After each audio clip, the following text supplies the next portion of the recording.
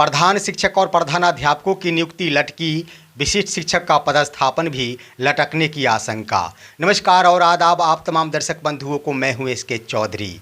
दोस्तों, एक तरफ जहां बिहार के तमाम शिक्षकों के बारे में ये खबर चल रही है कि विशिष्ट शिक्षक बनने के क्रम में तमाम कोटियों के शिक्षकों को राहत प्रदान की जा रही है, वहीं एक तरफ ये भी खबर आ रही है कि विद्यालय प्रधान एवं प्रधानाध्यापकों की नियुक्ति को शिक्षा विभाग द्वारा लटकाने का जानबूझकर प्रयास किया गया है।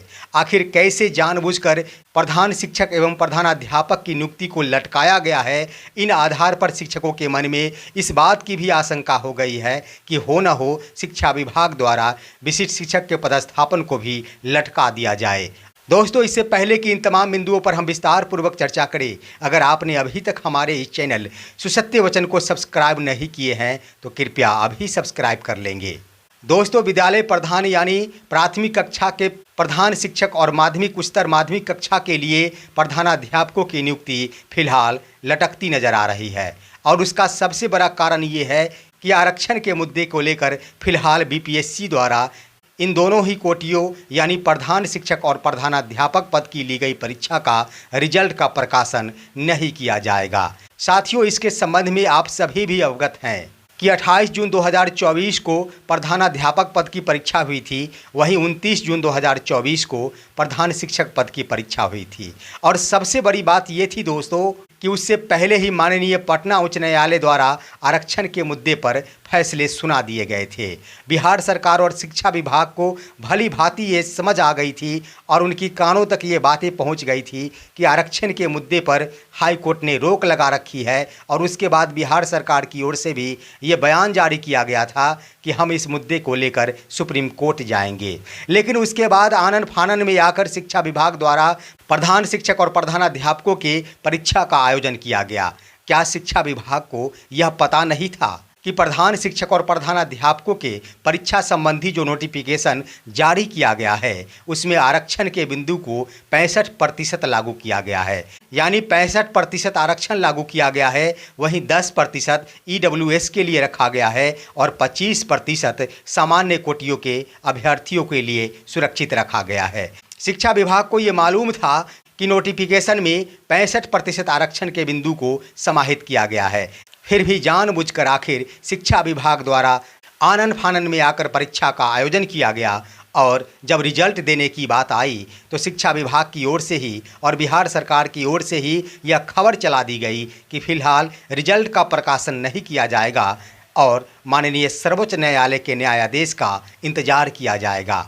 सवाल उठता है कि आखिर सुप्रीम कोर्ट में कितने दिनों में सुनवाई होगी और कितने दिनों में माननीय सर्वोच्च न्यायालय की ओर से आरक्षण संबंधी मुद्दे पर फैसले सुनाए जाएंगे। क्या तमाम शिक्षक उतने दिनों का इंतजार करेंगे? यह एक बहुत बड़ा सवाल खड़ा करता है। अब सवाल उठता है दोस्तों कि आखिर माननीय सर्वोच्च न्यायालय द्वारा कि अगर आरक्षण के बिंदु पर फैसले सुना दिए जाते हैं यानी 65% के आरक्षण को बरकरार रखा जाता है तो निश्चित रूप से जो नोटिफिकेशन जारी किया गया था उसके अंतर्गत ही रिजल्ट का प्रकाशन हो जाएगा। और दूसरा सवाल ये उठता है कि अगर माननीय सर्वोच्च न्यायालय द्वारा आरक्षण के बिंदु को खारिज कर दिया जाता है यानी पूर्व का जो भी आरक्षण लागू था उसी नीति पर फैसले सुनाए जाते हैं तो इसके आधार पर क्या बीपीएससी द्वारा रिजल्ट का प्रकाशन किया जाएगा? साथियों, उस समय भी एक बड़ा सवाल ये खड़ा होगा कि नोटिफिकेशन में आरक्षण के बिंदु को समाहित किया गया था और उस आरक्षण के आधार पर ही रिक्ति भी बनाई गई थी, तो क्या एक बार फिर से रिक्तियों को चेंज करना पड़ेगा? और जब शिक्षा विभाग द्वारा रिक्तियों में बदलाव किया जाएगा तो क्या संभव है कि परीक्षा में बदलाव नहीं किया जाएगा? क्या शिक्षा विभाग द्वारा जिस समय रिक्तियों में बदलाव किया जाएगा, जिस समय सारी की सारी रिक्तियां अमान्य हो जाएगी, क्या उस समय 28 जून और 29 जून को ली गई परीक्षा मान्य हो जाएंगे? ये बहुत बड़ा सवाल खड़ा करता है। दोस्तों, इन बिंदुओं को देखते हुए बिहार के शिक्षकों में इस बात के लिए असंतोष भर गया है कि आखिर शिक्षा विभाग जब जानती थी कि आरक्षण का मुद्दा फंसेगा तो आनन फानन में आकर परीक्षा का आयोजन क्यों किया गया? शिक्षा विभाग जब जानती थी कि तमाम रिक्तियों का निर्माण 65% आरक्षण के आधार पर ही किया गया है, तो फिर परीक्षा का आयोजन क्यों किया गया? शिक्षा विभाग को जब मालूम था कि रिक्तियों का निर्माण आरक्षण के बिंदु पर हुए हैं, तो निश्चित रूप से ली गई परीक्षा भी प्रभावित हो सकती है, तो फिर आनन फानन में आकर परीक्षा का आयोजन क्यों किया गया? शिक्षा विभाग की यह रवैया निश्चित रूप से शिक्षकों को फंसाने की नीति है।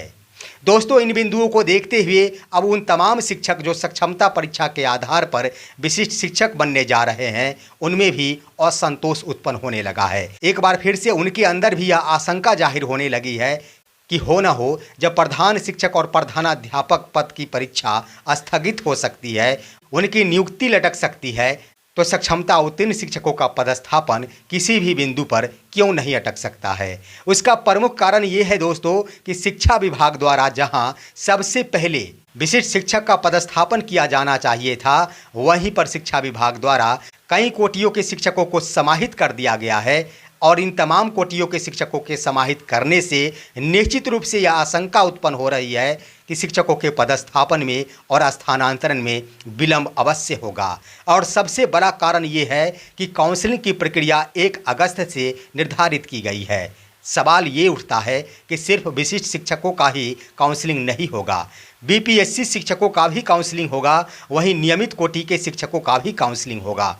और दोस्तों, सबसे बड़ी बात यह है कि काउंसलिंग सिर्फ पदस्थापन और स्थानांतरण के लिए ही नहीं होगा। यह स्पष्ट हो चुका है कि काउंसलिंग की प्रक्रिया शिक्षकों के प्रमाण पत्रों के वेरिफिकेशन के लिए होगा, उनकी नियुक्ति के वेरिफिकेशन के लिए होगा, और उनकी नियुक्ति मान्य है या फिर अमान्य है इसके लिए होगा। तो सवाल उठता है कि जिस समय शिक्षकों के मामले फंसेंगे, खास तौर पर बिहार से बाहर की उन तमाम महिलाएं जो बिहार में आकर महिला आरक्षण का लाभ लेते हुए शिक्षिका बन गई है, वहां पर निश्चित रूप से ढेर सारे मामले फंसेंगे।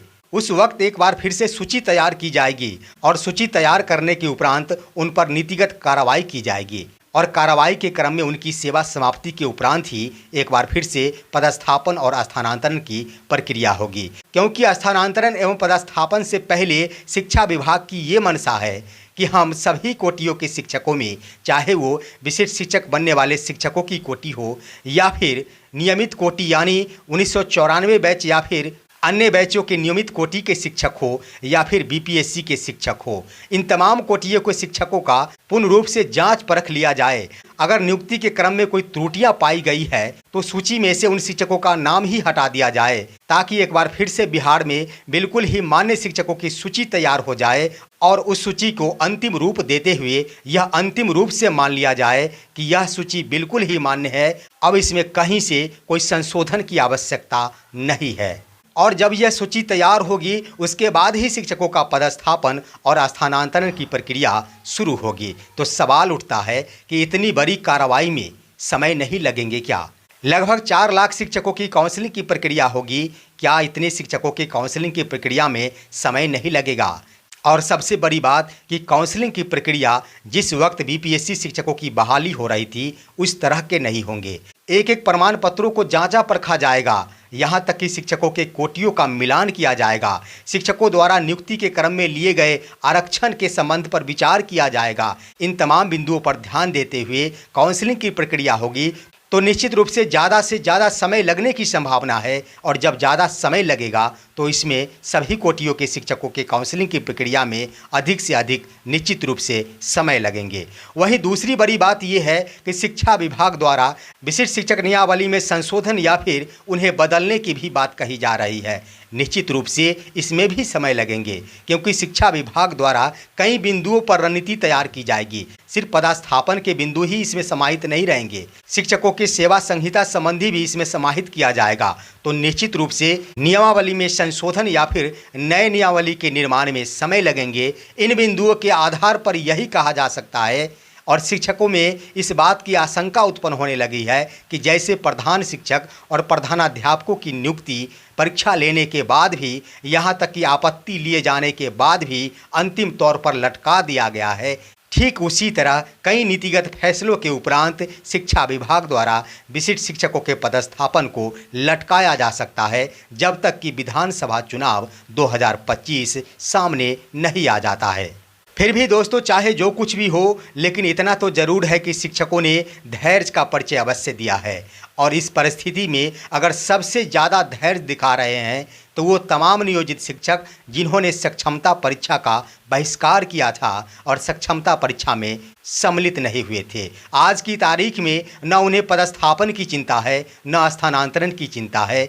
निश्चित रूप से उन सारे नियोजित शिक्षकों जिन्होंने सक्षमता परीक्षा का बहिष्कार किया था, उन्होंने सही फैसला लिया था, क्योंकि शिक्षा विभाग की रणनीति ही बिल्कुल सही और सटीक नहीं बैठ पाती है। हमेशा ही शिक्षा विभाग द्वारा शिक्षकों के बिंदुओं को राजनीति से जोड़ दिया जाता है। लेकिन फिर भी देखना है कि वर्तमान एसीएस डॉक्टर एस सिद्धार्थ द्वारा शिक्षा के स्तर को ऊंचा उठाने का जो भी प्रयास किया जा रहा है वह बिल्कुल ही सकारात्मक है। और निश्चित रूप से यह कहा जा सकता है कि एसीएस डॉक्टर एस सिद्धार्थ निश्चित रूप से शिक्षकों की समस्याओं को सुनेंगे और इस पदस्थापन के बिंदुओं को लटकाने का प्रयास नहीं करेंगे। फिलहाल आज के इस वीडियो में बस इतना ही। आप सभी हमारे इस वीडियो को लाइक करते हुए तमाम दोस्तों के पास शेयर कीजिए और अपनी राय भी कमेंट के माध्यम से अवश्य दीजिए। और दीजिए अपने ही दोस्त एस के चौधरी को इजाज़त। जय हिंद, जय भारत।